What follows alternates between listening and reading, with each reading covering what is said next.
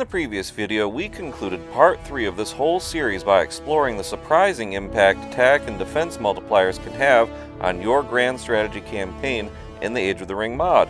We also finished up the entire main series. So now that everything has been fairly treated, it's time to provide some final thoughts on the whole thing, the legacy it has left, what the current state of the BFME War of the Ring is, and suggestions for where it could go and be made better down the road for any modder or sub-modder who wants to take it seriously. And I invite anyone who's interested to leave their own ideas in the comments and talk some BFME.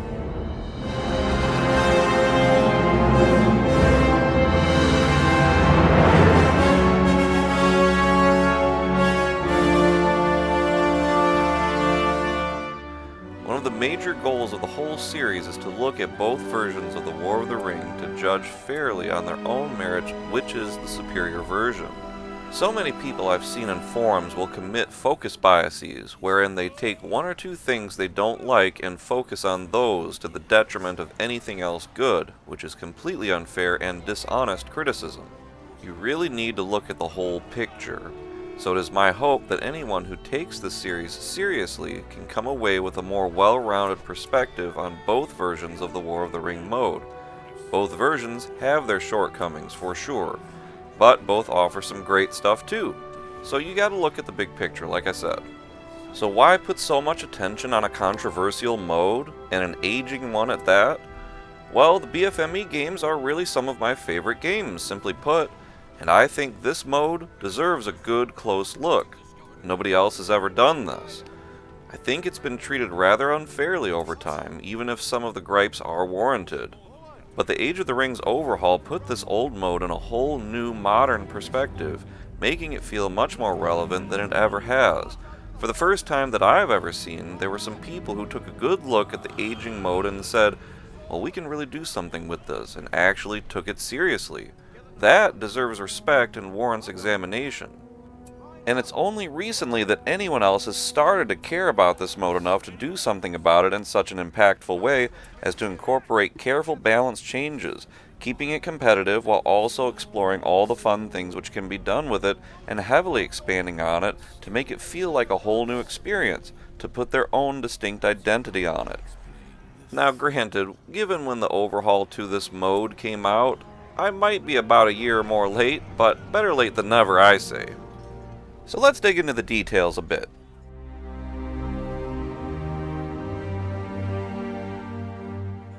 I'd like to offer a word here on AOTR's dramatic shift away from the RTS scene. While I do think it was a smart move in many ways, I don't think it was in its entirety, however well intentioned it was. While understandable due to the problems inherent in the persistent unit mechanic found in vanilla ROTWK, here's where my problem lies.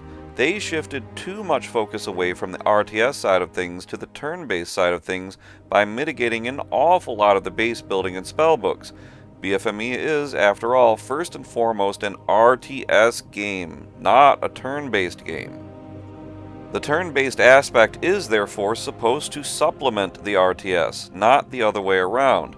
If the BFME games were instead historically turn-based and they tacked on limited RTS base building, this wouldn't be a problem because then the RTS thing would supplement the turn-based game. So for me, they took away too much of what makes BFME so fun and exciting and interesting to accommodate this. People like myself have been invested in the unique RTS mechanics of BFME for decades at this point, and so I can sympathize with folks out there who feel frustrated by the changes made in AOTR. I personally can at least get around many of these issues and still enjoy their overhauled mode, overall, if not enjoying every single thing that they did. I mean, I did, after all, work through an entire scenario which took some 10 hours to play through, which you can see on my channel, by the way. But I want to offer some ideas which I think would have made the mode better and rejuvenate the RTS experience. First and foremost, make it more like vanilla BFME 2 and eliminate the persistent unit mechanic almost entirely. Because it is so incredibly problematic and there are so many limitations, this seems the most logical choice, but not eliminate it entirely. Here's what I mean by that. Keep the persistent unit mechanic intact for rare and hard to get units only, such as the special units you get for free from unified region bonuses. You get only one of these guys per match after all. The regions you get these from can be hard to unify and maintain, so you can't exactly spam these guys. So you can't really practice much with them and develop a proper strategy. And maybe even the inn units could be persistent, again given how hard it is to maintain an inn. That way, the persistent units feel much more like a special reward for investing that much more in RTS matches, which you could otherwise easily avoid by doing auto-resolve choices. AOTR's in-unit system rewards players across the regions of Middle-earth, making it come alive in such a unique way compared to vanilla. This would help that much more given you can't really use these units much either to form great strategies. I would also make base building totally different. Make it plot-based, perhaps more like BFME 1 but not so literally. In this way, it would have a completely different style of play than skirmish mode while not compromising so much on the RTS side. This would keep your bases from being too big to keep the RTS scene from going on too long, while also still being exciting and different. You would have to carefully choose what buildings you'd want on your limited number of build plots, but there wouldn't be any less total buildings possible for any faction. No removal of content, in other words. There would be no artificial forcing of what buildings players would have at their disposal simply for the sake of keeping it quick or being different, as the devs stated was their goal in their War of the Ring Redux article. Players could freely choose from everything based on the limitations of build plots, not on imagination of the mode, and consequently adapt their strategies accordingly, challenging them that much more, rather than making so many feel robbed of great RTS experiences. And if not all buildings would be fully appropriate to a base, such as those which produce elite or heroic units, I would make it more like the Edain mod, where you'd have to capture outpost plots to build these special rare units. And because they'd be that much harder to get, perhaps make them some of the only persistent units? Not too sure on that one. And as for the spellbooks, needless to say, I would make each and every one of them different and unique again, but even go a step further and make them different from their skirmish counterparts. If the mode was indeed to be more like BFME 1, this would be all the more appropriate, so I would make the spellbooks as small as those in BFME 1 for the sake of, again, streamlining and speeding up the War of the Ring mode games while not compromising on integrity and uniqueness. These aren't the only changes I'd make though. A few smaller ones which would make a better impact, such as fortress maps having higher CP than every other territory and much higher resource production, all to better reward the high risk of capturing these. But otherwise, my suggestions would be about it. I would, however, like to offer some ideas I've had on the persistent unit mechanic for anyone who does still like this feature.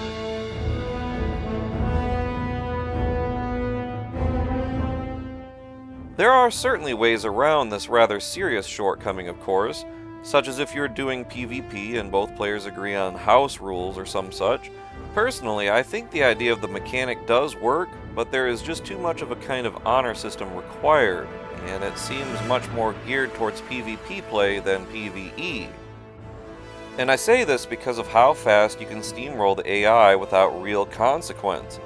For this mechanic to have worked better, there really needed to be implemented a more in-depth economic system, starting with one that stopped unit production at 0 resources. Seems like a no-brainer, right? Instead of letting you go so far into the negative with only relatively light repercussions. This simple change would actually have gone a long way towards keeping the game focused on the living world and forcing you to carefully choose which units you wanted to keep for the living world. Whatever resources you'd have available in the living world would be all you'd have to choose from until 0 is reached. Naturally, there would be a better sense of escalation over the course of the game. In the early game, you wouldn't be able to keep nearly as many units because of how slow resource production is on the living world map for some time. Depending on how you play the living world setup with training units and building structures, you may not be able to keep any units at all. Another simple idea would be to revert the treasury system to what is in BFME 2, purely CP. In BFME 2, the living world map has no money system at all. Farms produce your needed CP, and you have a hard CP cap. Now in that game you can't bring units from the RTS matches of course, but one could imagine a system that let you do this in ROTWK. and the living world CP cap would keep the persistent unit mechanic in check.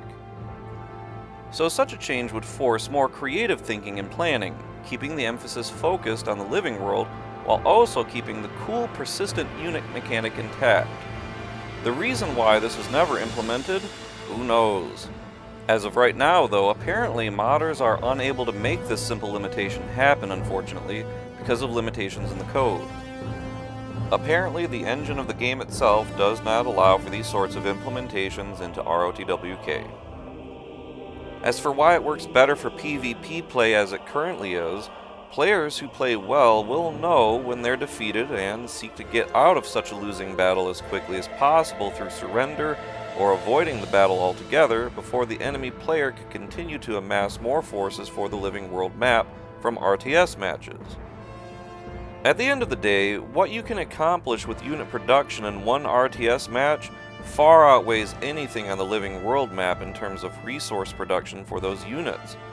Players can, of course, choose to make it a turn-based only thing to counter this as well, but insofar as RTS matches go, any living world mechanics and bonuses seem outweighed or overshadowed more than a bit. They still come in handy from time to time, and it's a lot of fun still, especially when you can take your time to set up all your units across a broad swath of Middle-earth. But both human players would have to play just right for the carryover feature to not ruin a good game very fast. So it requires perhaps too much of a juggling act to feel balanced, even when it can feel fun at times. Another idea that could potentially work wonders is having RTS battles farms resource production greatly decreased, either per tick or having longer intervals of time in between each tick. However, this could slow the game down too much in RTS battles as well.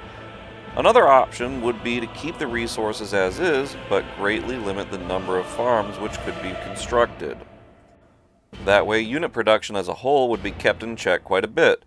You would still have the freedom of getting all your units, but the matches would basically be like if you had a game in skirmish mode with half the CP. Each RTS match would then be very small and fast, and would prevent cheesing the system quite a bit as a result.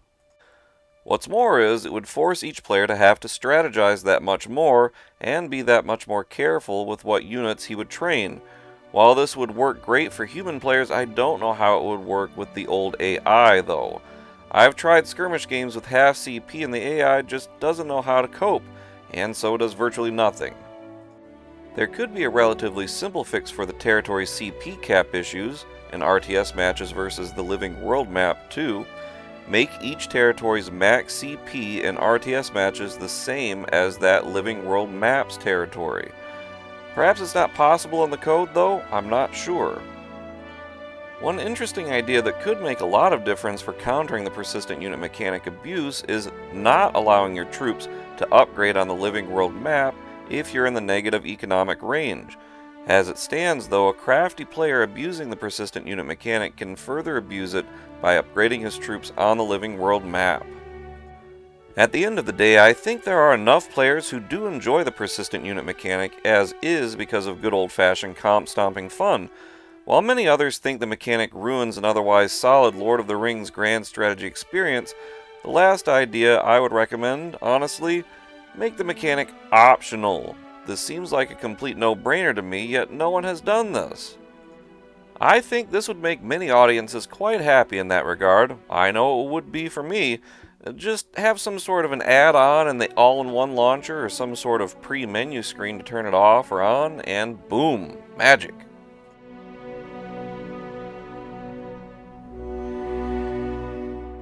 I think there is an interesting, small but faithful group of players who do enjoy the War of the Ring mode and would like to see more done with it. This is borne out mostly by the faithful adherents to AOTR's overhaul, but there are some other newer faces on the scene. There are only two that I am aware of, the Power Kartoffel mod by a gentleman of the same name, and War of the Ring Revamped by the Lord of Angmar. The former is a mod for BFME 2 currently in development, and the latter is a sub-mod for the Age of the Ring, also currently in a state of development, though it appears this one may be nearing its end. The Power Kartoffel mod seems to just simply be adding more territories and some balance tweaks, but the other submod is a much more full-blown overhaul. I'll cover this in a moment. And while by no means new, it bears noting that the Edain mod and its submod Edain Unchained have their own unique versions of the mode, and they do have a very loyal player base. So it's always getting fixed as problems arise. I'll cover this more later. Bottom line, while rare, there are certainly enough people interested in the mode to matter. It's got plenty of life left in it. What is sorely lacking from the War of the Ring scene entirely, though, is PvP. This has always been a complete shame to me given how much it has to offer in any of its forms, either vanilla BFME 2, ROTWK, AOTR, the Edain mod, or anything else. I've never understood why this has never been a thing. If there's anyone out there who feels the same, shoot me an email or a comment and I'd be glad to set up a game. Let's make BFME history. But what do you think about the various changes made to AOTR's War of the Ring mode, or to the vanilla game, or to anything really? I know it's common to have a focus bias on the lack of unique spellbooks and base building in AOTR, but I mean taken as a whole, the good and the bad. How does AOTR's version of the mode stack up against the classic vanillas? Do you think it's better or worse overall, or just different? Why or why not? Let me know in the comments section and let's talk some BFME.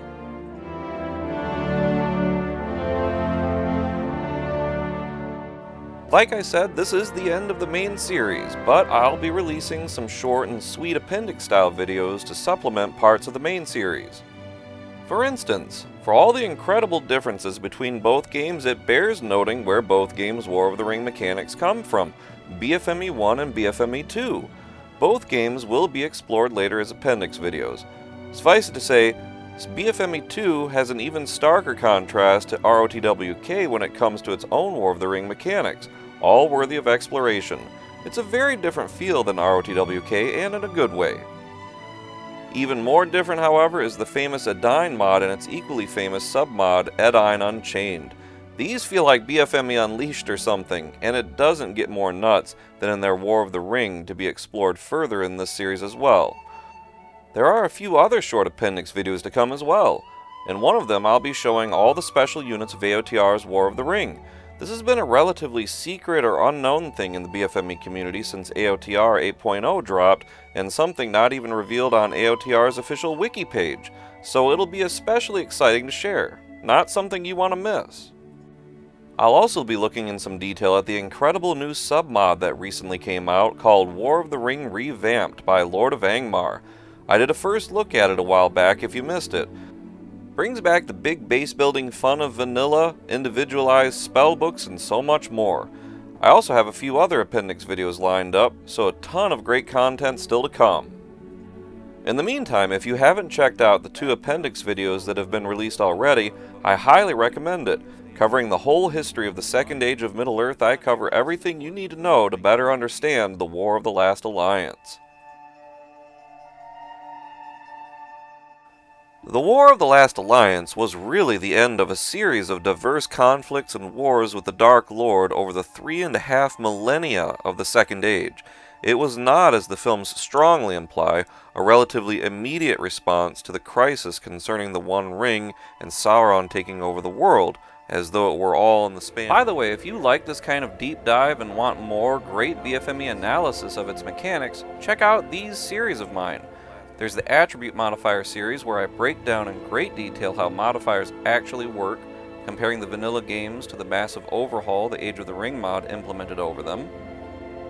I also break down the fire mechanic, concluding at the end of that series with a great talk on the mechanic from one of the developers of the game from way back when the BFME games were coming out. There's also the Stealth series, where I show how stealth really works, again comparing vanilla to AOTR, and the beginning of the unit analysis series with the Berserkers unit. I also have a growing library of tutorials on how to use the BFME world builder and how to mod, along with lots of great gameplay videos besides.